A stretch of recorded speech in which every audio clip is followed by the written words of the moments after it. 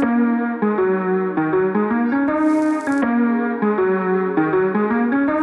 guys, welcome back to the Process Programming and our Ring Muscle Up series. We're now on part 2 of our Ring Muscle Up series.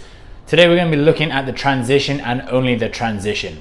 Now, transition is something that you should have already had experience with because, as we said before in part 1, we do recommend that you have a decent understanding and have the ability to complete at least a strict muscle up.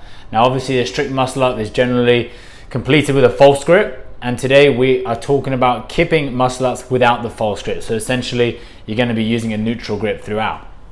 So what we're going to firstly touch on is just quickly the hip to ring drill that we spoke about last time in part 1. What we want to see in the hip to ring drill, again, we'll start with our feet on the floor. And this is a good way to warm up, and I would suggest to use this exact structure to warm up for this transitional drill.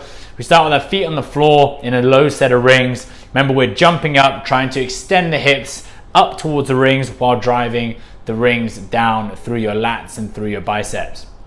Once you're comfortable doing it on the floor, then we just move to a high set of rings. We include the beat swing and we drive back on the rings, bringing the hips up towards the rings at the top.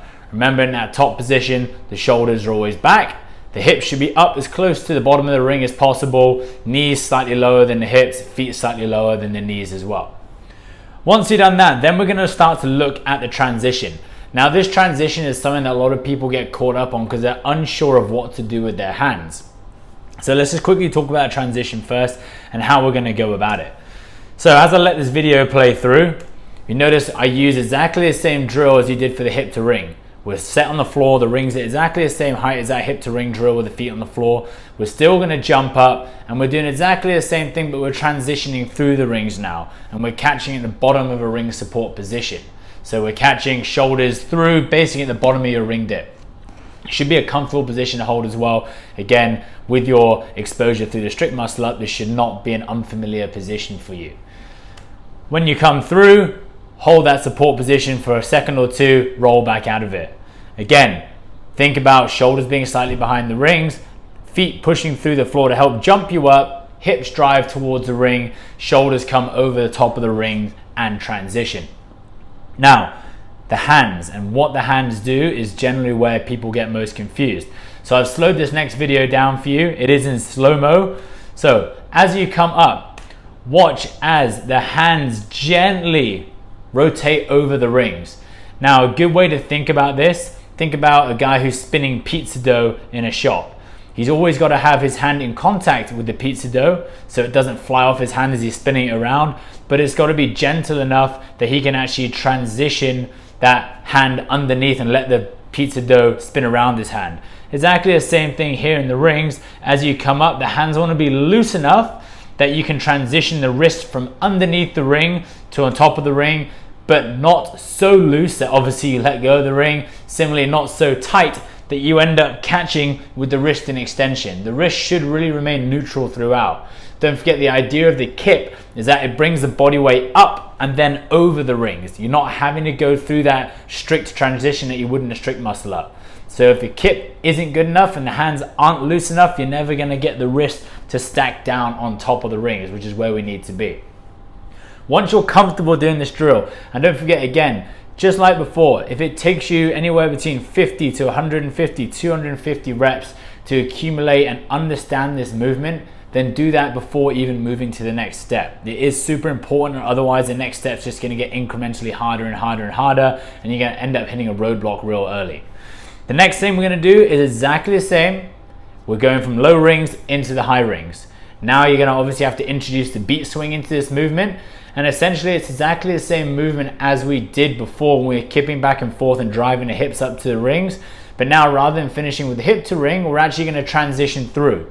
Remember, we're not worrying about the muscle up, we're not worrying about the dip out portion just yet. We're just worried about the hips driving up, transitioning through, hold. We're then going to roll back down, link into the next rep, back up, hold. Roll back down, link into the next rep, and go. So if you watch this video here, exactly the same as you always speak about. Hollow, drive back and through. Roll back, hollow arch, hollow, through. Again, we will have a close-up of the hands in just a sec and how the hands operate. So as I come back, Notice the hands are gentle on the rings and it allows you to come through.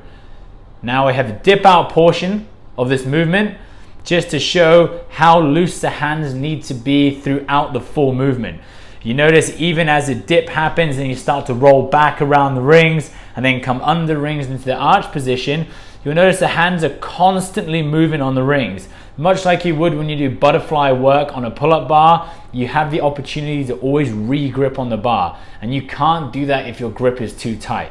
Again, your grip has got to be loose enough that your hand can constantly move around the ring.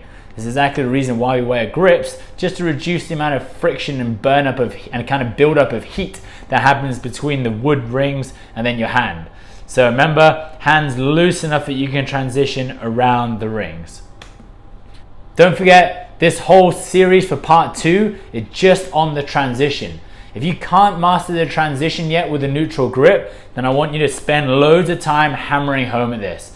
Take your time with it, make sure you understand how loose and how tight you need to be on the rings in order to allow yourself to transition from underneath to on top of the rings with a neutral grip. Practice, practice, practice, and I'll see you next time for part 3 of our ring muscle up series.